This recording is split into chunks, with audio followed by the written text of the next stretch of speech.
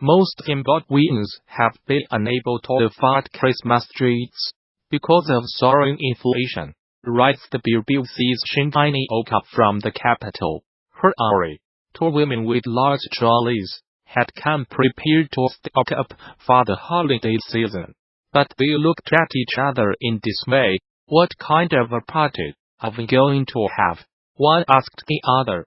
They were staring at a notice taped to the supermarket fridge door, which said, 2 units per customer. This was the drinks section of a shop in the center of Harare, and the units referred to were the 300 milliliter bottles of soft drinks and beer.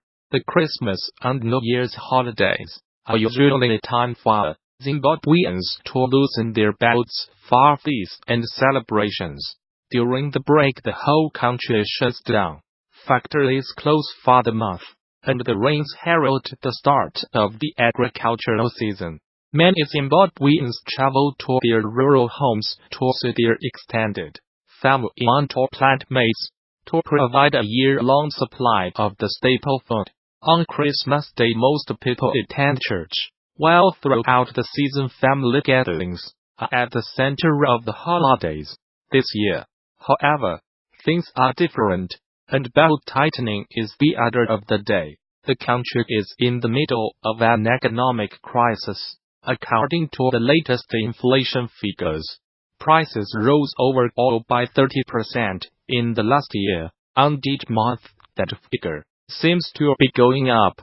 Supermarket shelves may be abundant with goodies, but shoppers' trolleys are uncharacteristically sparse as they face the consequences of rising prices. The chicken that just over a year ago cost $3.52 is now priced at $7.19, while the price of 500 grams of muesli has risen from $5 to $12, and a pack of 9 rolls of toilet paper has gone up from $8 to $19. Salaries, however, have not kept up with inflation. In fact, the average wage of $300 a month is the same as it was a year ago.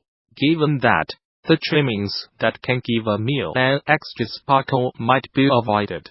For example, an ordinary pack of 12 Christmas crackers with a joke, a hat and a small gift is selling at $40, compared to less than $15 last year. It explains perhaps why some party invitations have been withdrawn, and planned celebrations have been scaled back. One businessman told me that he had to cancel his usual holiday party and turn it into a more abstemious lunch, thereby removing the burden of having to buy lots of drinks. Back at the supermarket, a man was standing in an aisle next to shelves of rice, carefully comparing prices and products. His eye rested on an unfamiliar product, broken rice. The 2-kilogram package was priced for $69 and was the cheapest brand available. Broken is a euphemism for tiny imperfect pieces of rejected rice. It had been packaged in time for the festive season, where no meal is complete without chicken and rice. An imported luxury. In a way, the broken rice is a metaphor for the season, which feels imperfect. I started seeing it in the shops about a month ago. The man, who introduced himself as Shupi, told me, "We are used to having rice at Christmas. It is supposed to be a treat, but it has become so expensive." Initially, people had shunned this rice because it is in small pieces and in different sizes. Some complain it does not cook evenly, but at least it is affordable. Many, like Shupi, remember the promises made when President Emmerson Mnangagwa swept to power in November 2017, after Robert Mugabe was ousted. He promised us better years ahead and blamed our suffering on years of being under Robert Mugabe. But he has been in power for more than a year, and the crisis has gotten worse. Shupi added, Zimbabweans have endured much over the last decade. 10 years ago, supermarket shelves were mostly empty and record-breaking inflation was estimated to have topped 79 billion. It meant that prices for basic commodities would double or triple in a day, and bank balances for ordinary people could range from trillions of Zimbabwean dollars to octillions. That is a 1 followed by 48 zeros. In 2009, the government scrapped the local currency and adopted the United States dollar.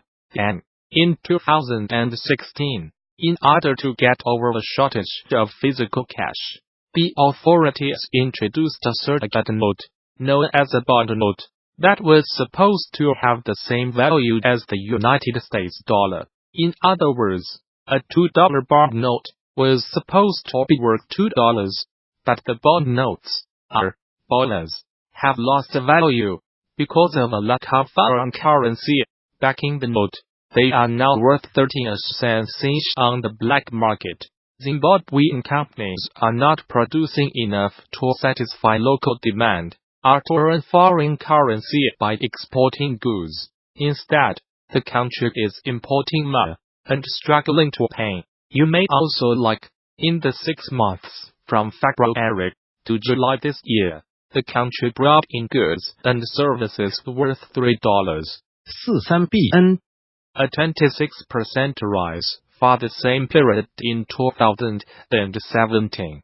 Driving the imports are the demand for fuel, electricity, soybeans, rice and wheat. Businesses that want to import goods have been forced to buy United States dollars on the black market at a premium price.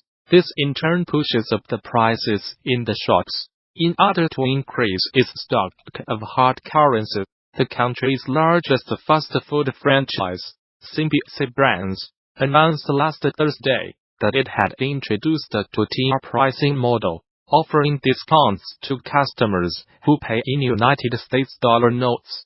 We need something like $1 to meter in hard currency every month, but on average we are only managing to get about $100. So we need the foreign currency to meet our obligations. We are simply asking our clients to be able to support to get the forex we need, Chief Executive Warren Mears told local daily paper Newsday. But not everyone is complaining. The Beitbridge border post, which connects Zimbabwe to South Africa, is the busiest in the region, and Christmas is the busiest period of them all. Cars, pickup trucks, lorries and buses are laden with groceries from South Africa ready to be delivered to Zimbabwean homes. The cross-border traders known as malicious, meaning one who carries goods, in the Dibo language, have been among the biggest beneficiaries of the crisis. They offer a courier service for those with foreign currency. They buy goods, anything from soft drinks to building materials across the border and deliver them for a fee of 30% of the value. In New Zealand, on the South African side of the border, business is picking up and small Indian and Chinese-owned shops are coming back to life. Many had closed in 2009 when the economy began to improve, but they have recently reopened as the prices have spiked in Zimbabwe. Despite the Christmas blows, Finance Minister Mthuli has expressed confidence in the future of the economy. He says it is just a matter of time before the country is restored to its glory days. Zimbabwe was once the breadbasket of Southern Africa, feeding its neighbors and providing economic refuge and jobs in times of crisis.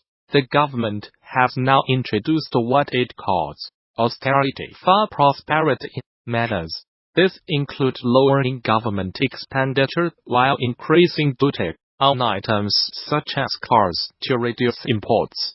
The optimism is not shared by those whose Christmas meal will consist of reject rice and minuscule portions of chicken, washed down with small amounts of drink.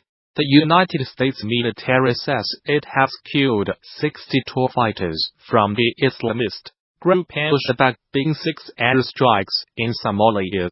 5 airstrikes on Saturday killed 32 militants, and a further 2 on Sunday killed 28. It said in a statement. These were the deadliest air attacks in Somalia since November 2017, when the United States said it had killed 100 militants. Somalia has seen a sharp increase in the number of airstrikes and casualties since President Donald Trump took office in the United States in January 2017. A tally by the Bureau of Investigative Journalism reveals that at least 400 people have been killed in airstrikes since the beginning of 2017, far more than the previous 10 years combined.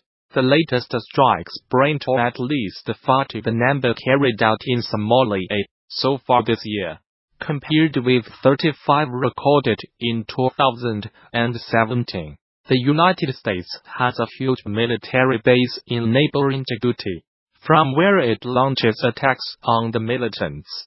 Mr. Trump gave the United States military greater authority in March 2017 to attack militants in Somalia. Traditionally, United States presidents have been wary of intervening in Somalia since ATN Special Forces soldiers died fighting militias in the capital Mogadishu in 1993, a battle dramatized in the film Black Hawk Down. No civilians were killed in the latest airstrikes, which were carried out in coordination with the Somali government.